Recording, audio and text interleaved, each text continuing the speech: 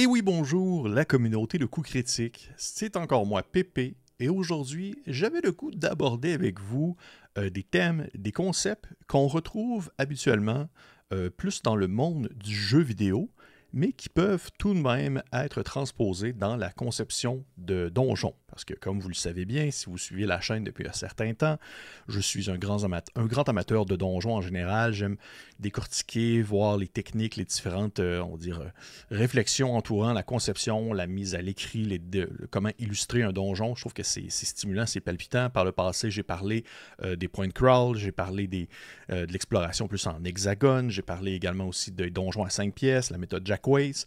Et aujourd'hui, en fait, j'avais le goût d'aller chercher un peu des sources, des origines, plus dans un autre médium, c'est-à-dire le jeu vidéo, mais qui peuvent tout de même être assez compatibles avec le donjon. Il s'agit en fait du concept des Metroidvania. Si vous ne connaissez pas du tout ce qu'est un Metroidvania dans le monde du jeu vidéo, il n'y a pas de stress, je vais y revenir tout à l'heure, mais avant toute chose, c'est important de mentionner en fait que cette capsule tire son origine d'une lecture que j'ai eue d'un article de Josh McCrowell, qui est l'auteur d'un jeu de rôle OSR qui se nomme His Majesty the Worm. C'est un jeu de rôle qui met l'emphase sur l'exploration d'un méga donjon, mais aussi également sur la banalité et les petits moments de la vie du quotidien à l'intérieur du dit donjon. Et il y a plusieurs outils qui servent à créer, à concevoir le méga donjon de His Majesty the Worm, d'ailleurs qui est un superbe titre et le livre est vraiment de toute beauté. C'est très inspirant. C'est vraiment original, c'est très riche. Ça va utiliser des cartes pour pouvoir justement créer le donjon, des cartes à jouer. Et ça va un peu à l'extérieur du classique OSR, juste des 20, mais ça demeure qu'il y a beaucoup de thèmes récurrents qui reviennent dans le livre aussi. Et il y a un article en fait de M. McCrowell qui aborde le concept des Metroidvania dans le monde du jeu de rôle. Et j'avais trouvé ça vraiment intéressant et j'avais le goût de vous en parler. Donc, qu'est-ce qu'un Metroidvania? Je vais vous lire la description qu'on peut retrouver dans plusieurs articles de référence ou plusieurs pages de sites consacrés au monde du jeu vidéo. Il est dit que le Metroidvania est un sous-genre de jeu vidéo axé sur la non-linéarité guidée et l'exploration bloquée par des barrières ou des portes qui doivent être débarrées. Le terme popularisé par la critique de jeux vidéo Jeremy Parish, c'est un peu lui qui a inventé le nom Metroidvania, et en fait un mot valise qui est formé de Metroid, une figure de proue dans le monde du jeu de rôle quand même, et Castlevania, une autre référence aussi dans son milieu. Et les deux jeux, eh bien, ils sont assez reconnus pour avoir popularisé le genre, mais également aussi, ce n'est pas les seuls, il y en a plein d'autres, là, comme Hollow Knight, c'en est aussi un bon exemple. Legend of Zelda aussi est un excellent exemple de jeu qui a beaucoup des sections qui peuvent être considérées comme Metroidvania, surtout dans les sections des donjons, parce que c'est souvent ça. Ça veut dire l'exploration de lieux qui va avoir des thématiques très fortes, qui peuvent être divisées en plusieurs zones, et chaque zone peut avoir sa thématique. Ces zones-là sont barrées, ou du moins sont bloquées de façon temporaire, jusqu'à ce que le personnage puisse, en quelque sorte, trouver des façons d'outrepasser ce qui bloque ou ce qui l'empêche d'avancer dans le donjon. Que ce soit des nouvelles capacités, que ce soit peut-être même une clé, mais ça, je vais y revenir tout à l'heure. Ainsi, il y a de nombreux thèmes qu'on peut retrouver dans le concept même d'un jeu vidéo Metroidvania, mais qu'on peut aussi retrouver dans un donjon classique qu'on peut mettre à l'écrit, qu'on peut faire jouer à des personnages dans une partie de jeu de rôle. On peut mentionner par exemple une carte interconnectée. Le monde du jeu est généralement une grande zone, une grande carte qui est elle-même divisée en plusieurs sous-zones. Chaque zone est reliée les unes aux autres et c'est possible de revenir vers l'arrière ou d'aller revisiter des zones qu'on a déjà explorées, même si on est rendu plus loin, par exemple, dans la résolution de l'intrigue, dans la résolution de l'histoire, ou qu'on a acquis des nouvelles compétences. C'est possible de revenir en arrière et de revoir un peu ce qu'on a vu et peut-être même de découvrir des nouvelles choses. Il y a également aussi l'acquisition de compétences. C'est à mesure que vous progressez dans le jeu, par exemple, ou même dans le donjon, eh bien, vous allez débloquer des nouvelles compétences ou même trouver des objets qui vous permettent d'accéder à des nouvelles zones. Parce que oui, c'est un peu ça le concept également, comme je l'ai mentionné tout à l'heure, il y a l'idée qu'il va y avoir des endroits qui vont être bloqués et c'est seulement lorsque vous allez avoir déniché la clé ou que vous allez avoir battu telle créature que peut-être que ça va révéler des nouveaux endroits ou des nouveaux endroits plutôt, ou des nouvelles zones à découvrir et à explorer. Il y a également aussi justement le thème de l'exploration. C'est vraiment au cœur d'un gameplay, on va dire, Metroidvania et qui peut aussi se retrouver dans un donjon.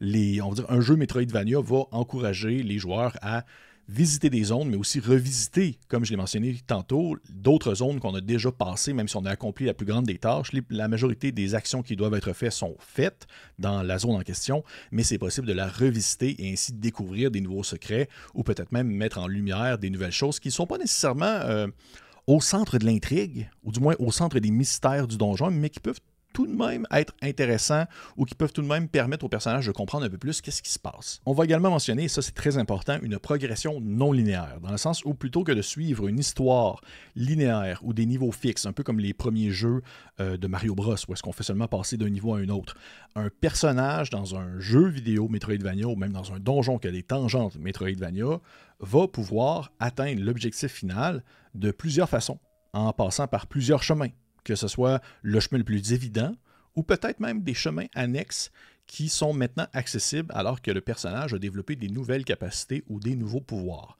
On est vraiment dans une progression non linéaire. Et ça fait écho au point précédent, que ce soit l'exploration en fait, des différentes zones ou justement les zones qui sont interconnectées entre elles. Il y a ensuite le combat et les énigmes, comme dans tout bon donjon des jeux de Zelda, bien que l'exploration soit un élément central, il y a des combats, que ce soit contre des ennemis ou même des boss, parce que ça arrive souvent, et il y a aussi également des énigmes, où il faut dans le fond trouver, dénicher certains secrets pour pouvoir mettre en lumière des indices, des clés, ou même peut-être découvrir des zones ou des passages qui sont pour l'instant cachés. Et là, tout ce que je viens de dire, en fait, ça fait quand même du sens dans un donjon. On retrouve vraiment des points semblables entre ce qu'on s'attend d'un donjon classique, mais également aussi ce qu'on s'attend d'un jeu Metroidvania. Et finalement, le dernier point que je trouve vraiment, vraiment important et aussi très intéressant, que j'apprécie beaucoup, c'est la narration via l'environnement. Dans le sens où, lorsqu'on est dans un jeu de rôle et qu'on est des personnages qui explorent un donjon, ou même un personnage dans un jeu vidéo Metroidvania, on ne va pas toujours croiser ou rencontrer d'autres personnages qui vont pouvoir nous raconter l'histoire ou du moins nous donner des informations pertinentes sur l'endroit dans lequel on se trouve. Ainsi, une narration via l'environnement, ce qui se déroule autour de soi, c'est de se dire qu'à mesure qu'on avance, à mesure qu'on explore le donjon, il y a des éléments, des points, des indices, des textes, peut-être des dessins sur les murs, bref, l'environnement sert à raconter l'histoire du donjon en soi. Parce que, comme je l'ai dit, souvent, c'est des lieux qui sont peut-être isolés, c'est des lieux qui sont dangereux, on va croiser des monstres, mais pas nécessairement des monstres avec lesquels on peut échanger. Et ainsi, c'est important de comprendre un peu où est-ce qu'on se trouve, de se sentir un peu investi dans l'endroit en soi, qu'est-ce qui se déroule autour de nous, d'où est-ce que ça provient, c'est quoi l'origine du lieu en question. Et c'est pourquoi, en fait, on va pouvoir découvrir l'histoire, non pas justement via des échanges verbaux qu'on va avoir entre personnages et personnages non-joueurs, mais bien plutôt des textes, des écrits qui vont être sur les murs, des dessins, les restants d'une bataille, des trésors peut-être même, bref, tout ce qui peut entourer les personnages et qui n'est pas en soi un être vivant avec lequel on échange. Et ça encourage énormément l'exploration. Et pour ça, je trouve que c'est vraiment stimulant. Et ça, je le vois de plus en plus dans plusieurs donjons que je lis ici et là, dans des modules de jeux de rôle OSR, et j'apprécie particulièrement cette technique-là. Et à partir de là, ça vaut la peine de mettre l'emphase sur certains principes que je viens de mentionner, parce qu'il y en a quelques-uns dans le lot sur lesquels ça vaut la peine de travailler, sur lesquels on peut avoir un certain contrôle afin de faire ressortir l'effet Metroidvania, l'effet qu'on veut vraiment le plus transposer. Mais on s'entend, il y a certaines limites où ce n'est pas le même médium, c'est pas le même passe-temps, c'est pas la même façon de faire, un jeu vidéo n'est pas un jeu de rôle et vice-versa, mais malgré tout, il y a certains thèmes sur certaines choses qu'on peut travailler, qu'on peut peaufiner et qu'on peut transposer sans grande difficulté. Et que même, j'en suis persuadé, la majorité d'entre vous, il doit y avoir des éléments qu'on peut dire Metroidvania que vous transposez par défaut dans vos donjons.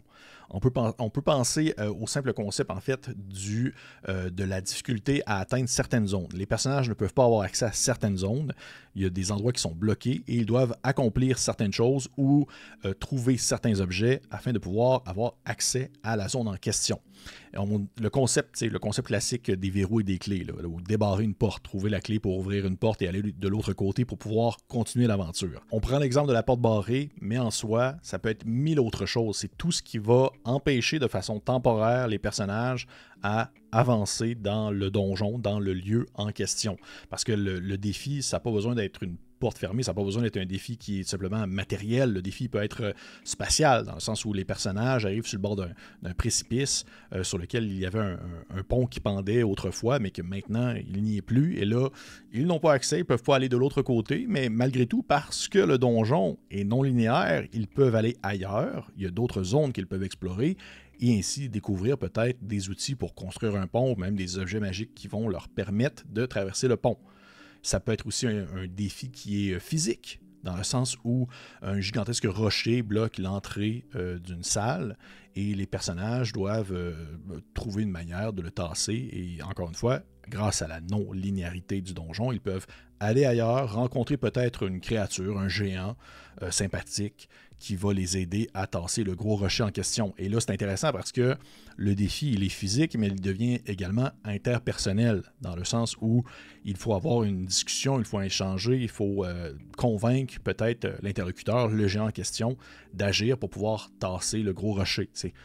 L'important, c'est de se dire qu'il y a un challenge, il y a quelque chose qui doit être accompli pour pouvoir continuer dans une prochaine zone.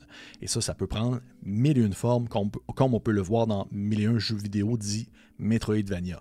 Et on dit une zone, une pièce, mais ça peut être vraiment des sections complètes d'un donjon qui va être bloqué complètement tant que les personnages n'ont pas accompli quelque chose de précis ou qu'ils n'ont pas trouvé quelque chose de précis. Et je pense qu'un des exemples que j'apprécie bien, c'est dans une section d'un donjon qui est inondé. Eh bien, par exemple, dans un jeu vidéo de Zelda, eh bien, on ne peut pas traverser tant que Link n'a pas la capacité de se transformer en Zora et de respirer sous l'eau.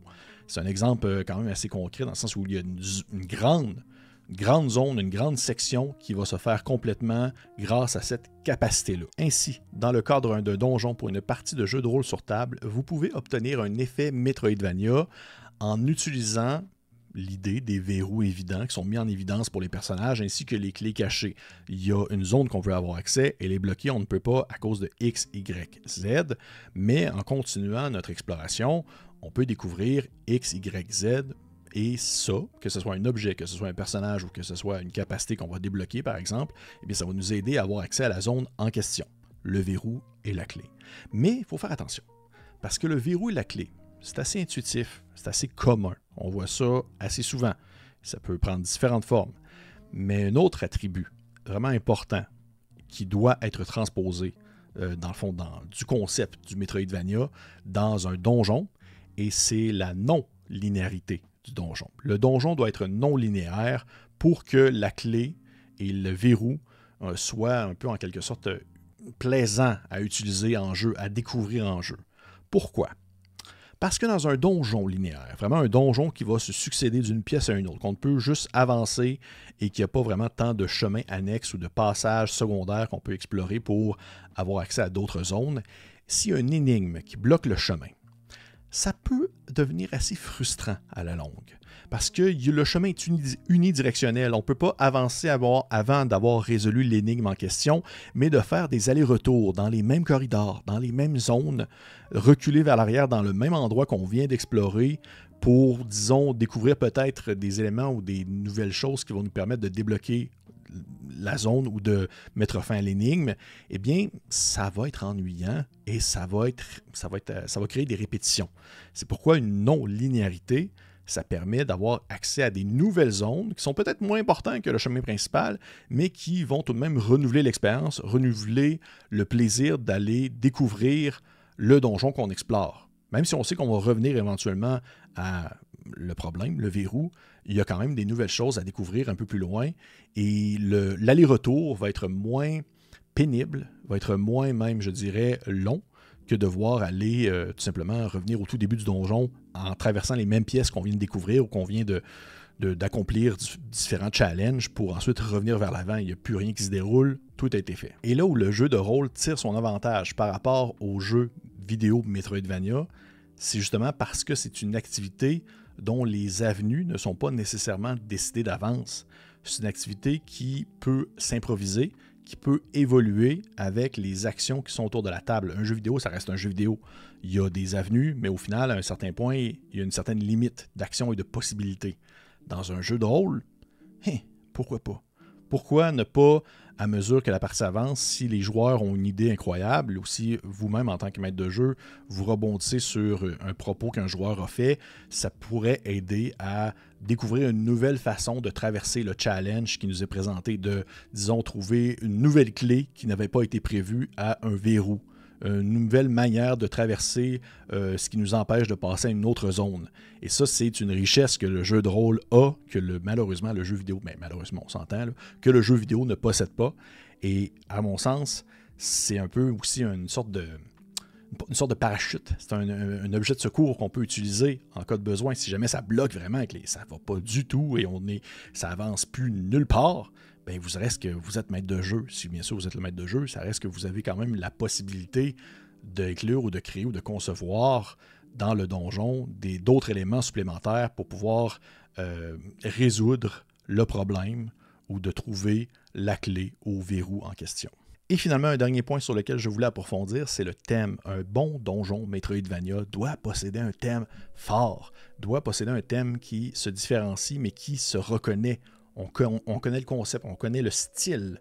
Comme un jeu vidéo Metroidvania a également aussi son thème, et chaque jeu vidéo Metroidvania est différent d'un autre, on s'entend, ils vont se différencier par le thème parce qu'ils n'ont pas les mêmes ennemis, ils n'ont pas le même concept, la même histoire, les mêmes environnements, les verrous et les clés vont se différencier d'un jeu à un autre, ça ne sera pas les mêmes choses, et moi j'aime ça que mon donjon puisse être tangible dans son thème, qu'on sait à quoi, pas nécessairement à quoi s'attendre, mais on sait un peu vers où ça s'enligne, un peu comme les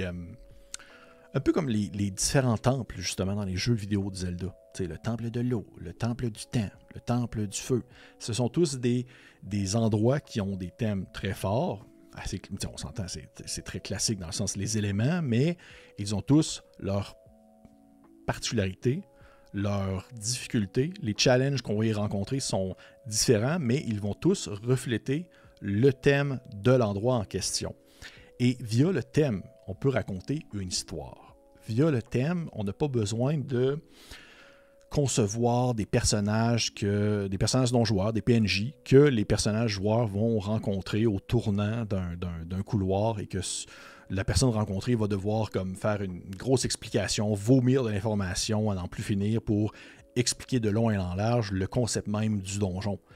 Ça se voit via ce que les personnages vont rencontrer, que ce soit justement les ennemis, que ce soit les pièges, que ce soit les trésors. Un trésor peut raconter une histoire. Ça, j'avais déjà abordé ce sujet-là dans une autre vidéo, dans une autre capsule, je ne me rappelle plus laquelle, mais un trésor, un objet qu'on va trouver dans un donjon, va refléter son thème. Ça peut être autre chose que juste une pièce d'or ou une épée magique.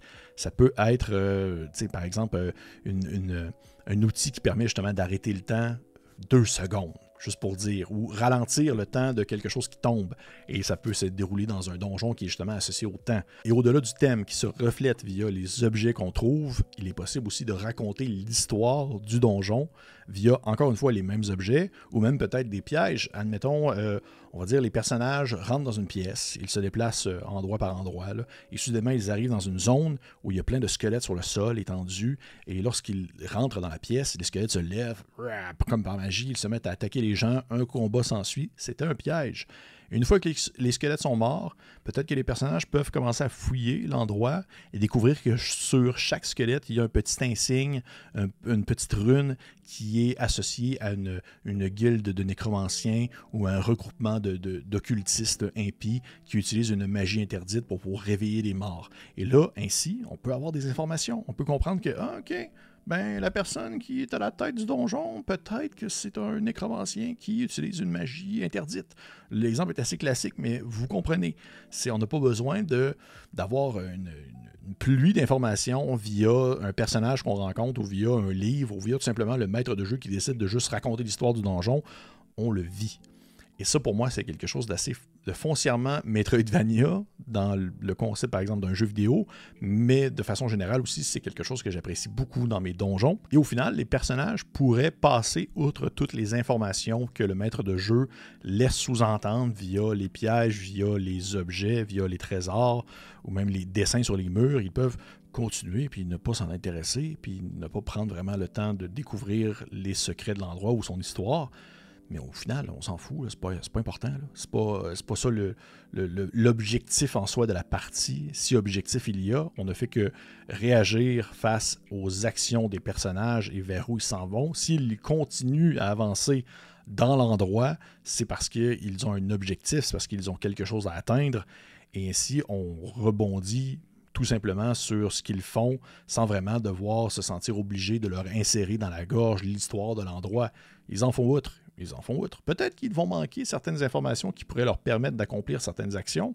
Et si ça, par la suite, le maître de jeu leur en fait part, hors jeu, une fois que le donjon est terminé, vous leur dites « Hey, by the way, il y avait quelque chose que vous avez passé outre qui aurait pu vous aider parce que vous n'avez pas pris le temps vraiment d'investiguer la chose. » Eh bien là, selon moi, c'est le genre d'événement qui fait en sorte que la prochaine fois, ils vont peut-être être plus attentifs.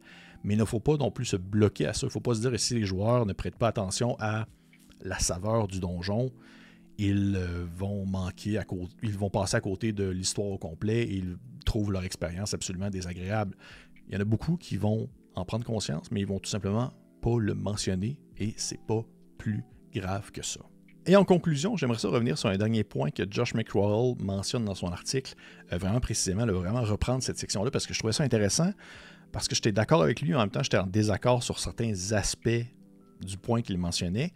C'était le fait que dans un donjon Metroidvania, comme dans certains modules, ce qu'on appelle un module de tournoi, c'est-à-dire un module de jeu de rôle qui est qui possède des caractéristiques qui permettent de traquer ou de prendre en note la réussite des personnages au fil de l'aventure et qu'à la fin, on peut voir qui a le mieux réussi. C'est un module de tournoi. Il y a certains modules de DCC qui sont faits pour ça.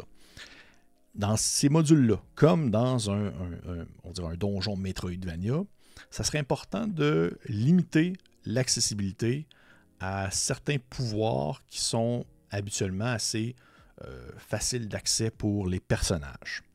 Et là, dans un contexte où, par exemple, un donjon Metroidvania, on déciderait de le faire avec la 5e édition de Donjon Dragon, je pourrais absolument comprendre que rapidement, les capacités des personnages pourraient outrepasser tous les challenges et tous les défis que le donjon présente. Parce que rapidement, les personnages sont très outillés. Rapidement, ils peuvent faire 1001 choses. Tout le monde a amené une capacité qui permet d'outrepasser les limites physiques du corps humain, là, que ce soit une capacité magique ou une capacité de classe ou autre.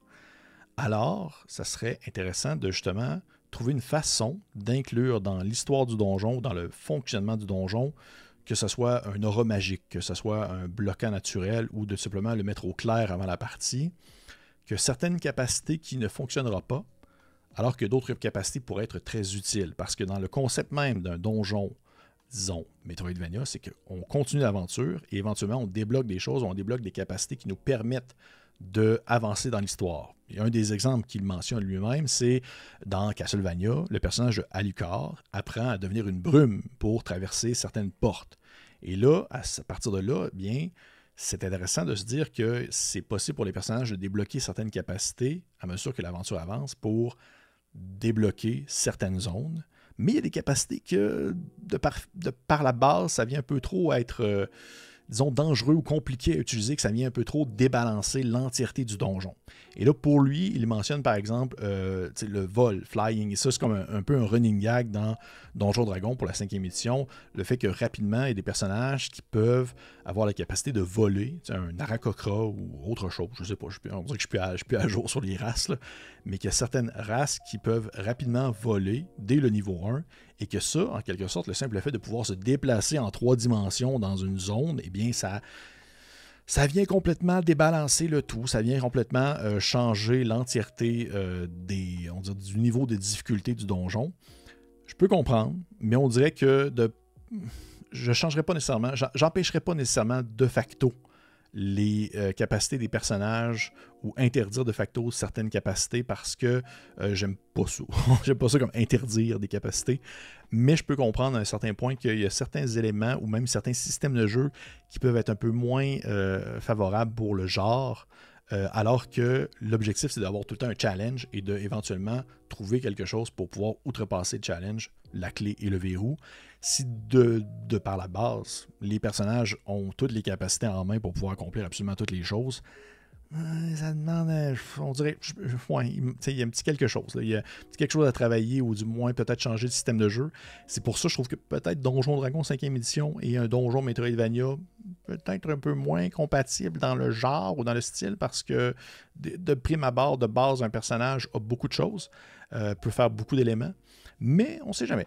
On ne sait jamais, écoutez, je ne vous dis pas comment jouer, je ne vous dis pas non plus quoi jouer, mais par contre, ce que je pourrais vous dire quoi jouer, si jamais vous souhaitez approfondir un peu ou tester même un donjon Metroidvania, je peux vous en conseiller un excellent en fait que j'ai lu, que j'ai depuis un certain temps, que je n'ai pas encore fait jouer par exemple, je l'ai seulement lu, mais c'était vraiment super bon. C'est Aberrant Reflection pour OSE. C'est compatible en fait pour Donjon Dragon. Je vais l'approcher de la caméra. Aberrant Reflection. Je vais vous mettre le lien si jamais vous voulez l'acheter en PDF. C'est l'exploration du Temple of the Fallen Star, donc l'exploration du temple de l'étoile tombée ou de l'étoile échouée. Et vraiment, ce donjon-là au complet, assez classique aux premiers abords, mais rapidement, justement, utilise très bien de nombreux aspects qu'on retrouve dans un donjon Metroidvania, des bloquants, des verrous et des clés, des verrous dans le sens des éléments qui vont bloquer l'avancée des personnages, mais la possibilité d'aller explorer ailleurs parce que le donjon est non linéaire, d'aller trouver des éléments qui vont aider les personnages à venir débloquer ce qui leur empêche d'avancer, ou même de débloquer, suite à certaines rencontres dans le donjon, à certains événements, des capacités qui vont permettre aux personnages de outrepasser les bloquants qu'ils avaient auparavant. C'est, selon moi, un des meilleurs exemples récents de ce que je pourrais considérer comme un donjon vraiment à la Metroidvania. Si jamais ça vous intéresse, eh bien, le lien va être dans la description de cette vidéo pour l'acheter en PDF. C'est excellent. C'est un super donjon qui est assez classique, mais en même temps, justement, a une saveur, a un thème que je ne vais pas tout expliquer, je vais vous garder ça en secret. Puis, on ne sait jamais, je vais peut-être le jouer sur Coup Critique éventuellement. J'aimerais beaucoup ça. Je suis dans ma passe donjon ces temps-ci. Mais en gros, ça ressemble à ça. Fait que, hey, j'espère que vous avez apprécié cette vidéo. J'espère que c'était pas trop technique. J'espère que c'était pas trop ennuyant. Moi, j'aime ça. J'aime ça des vidéos sur les donjons. J'en prépare déjà une autre. Parce que suite à ma lecture de l'article de Josh McCrawle, j'ai découvert un concept que je ne connaissais pas qui s'appelle les donjons cycliques. Et ça aussi, c'est comme un peu inspiré beaucoup par Legend of Zelda et autres jeux de ce genre. Et j'ai vraiment le goût de vous en parler également.